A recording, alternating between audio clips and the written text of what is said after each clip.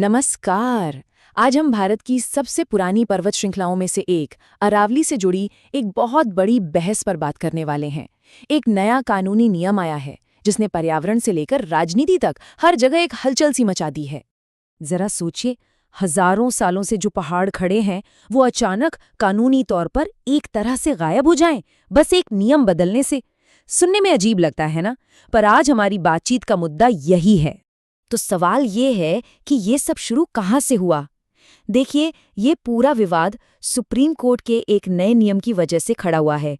एक ऐसा नियम जिसने अरावली शब्द को ही एक नई परिभाषा दे दी है। तो ये नया नियम कहता क्या है? बहुत सीधी सी बात है। अब कानून की किताबों में किसी भी पहाड़ी को अरावली का हिस्सा तभी माना जाएगा जब उसकी ऊंचाई जमीन से कम 100 मीटर हो। सुनने में तो ये काफी सिंपल लगता है, लेकिन असल में इसके जो नतीजे हैं वो बहुत बड़े हैं। और जैसे ही ये नई परिभाषा सामने आई, मानो एक तूफान सा खड़ा हो गया। जो पर्यावरणविद हैं और जो आम लोग हैं, उन्होंने फौरन खतरे की घंटी बजानी शुरू कर दी। ये जो आंकड़ा है ना, ये सच में चौंकाने वाला है। पर्यावरण के जानकारों का दावा है कि इस एक नियम की वजह से अरावली रेंज का लगभग 90% हिस्सा अपनी कानूनी सुरक्षा खो सकता है। सोचिए जरा, पूरे 90%। तो डर किस बात का है? सबसे बड़ा डर ये है कि जो पहाड़ियां अब कानूनी तौर पर अरावली नहीं गिनी जाएंगी, उन्हें माइनिंग और रियल एस्टेट के लिए खोल दिया जाएगा। और इसी चिंता की वजह से #SaveAravali जैसे अभियान सोशल मीडिया पर बहुत तेजी से चल रहे हैं। अब जब ये विवाद इतना बढ़ा तो जाहिर है केंद्र सरकार को भी आगे आना पड़ा। उन्होंने इन चिंताओं को सुना और फिर कुछ जरूरी कदम भी उठाए। सरकार ने तुरंत एक्शन लेते हुए कुछ बड़े फैसले लिए। 24 दिसंबर 2025 को हरियाणा, राजस्थान, गुजरात और दिल्ली में किसी भी नए माइनिंग लीज यानी पट्टे पर फौरन रोक लगा दी गई। और ये भी कहा कि जब तक कोई नई सस्टेनेबल योजना नहीं बन जाती, तब तक पुराने खनन के कामों पर भी कड़ी नजर रखी जाएगी। लेकिन सरकार सिर्फ फौरी तौर पर ही काम नहीं कर रही है।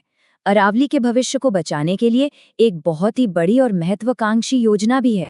ये प्रोजेक्ट कितना विशाल है, इसका अंदाजा आप इन नंबरों से लगाइए। हम बात कर रहे हैं 1400 किलोमीटर लंबी और 5 किलोमीटर चौड़ी एक हरी दीवार की। मतलब ये कोई छोटा मोटा काम नहीं, बल्कि एक बहुत बड़ा प्रयास है। तो इस ग्रीन वॉल का मकसद क्या है? इसका मेन टारगेट है थार रेगिस्तान को आगे बढ़ने से रोकना और साथ ही दिल्ली NCR जैसे शहरों को धूल भरी हवाओं और बढ़ते तापमान से भी बचाना। अब जब मुद्दा इतना बड़ा हो तो जाहिर है राजनीति तो होगी ही। इस पूरे विवाद पर जो पॉलिटिकल पार्टीज हैं, उनके विचार भी एकदम अलग-अलग हैं। एक तरफ तो राजस्थान के मुख्यमंत्री भजन लाल शर्मा ने एकदम कड़ा रुख अपनाया है। उन्होंने साफ कहा है कि उनकी सरकार अरावली के साथ किसी भी तरह की छेड़छाड़ बिल्कुल बर्दाश्त नहीं करेगी। ये सुरक्षा को लेके एक मजबूत बयान है। लेकिन दूसरी तरफ विपक्ष की कहानी बिल्कुल अलग है। उनका सीधा आरोप है कि ये सब कुछ खनन माफिया को फायदा पहुंचाने की एक बड़ी साजिश का हिस्सा है। ये एक बहुत गंभीर इल्जाम है जो इस पूरे मामले को और भी ज्यादा उलझा देता है। अच्छा, इस सारी बहस के बीच 1 मिनट रुककर ये समझते हैं कि हम आखिर अरावली को बचाने की इतनी बात कर ही क्यों रहे हैं।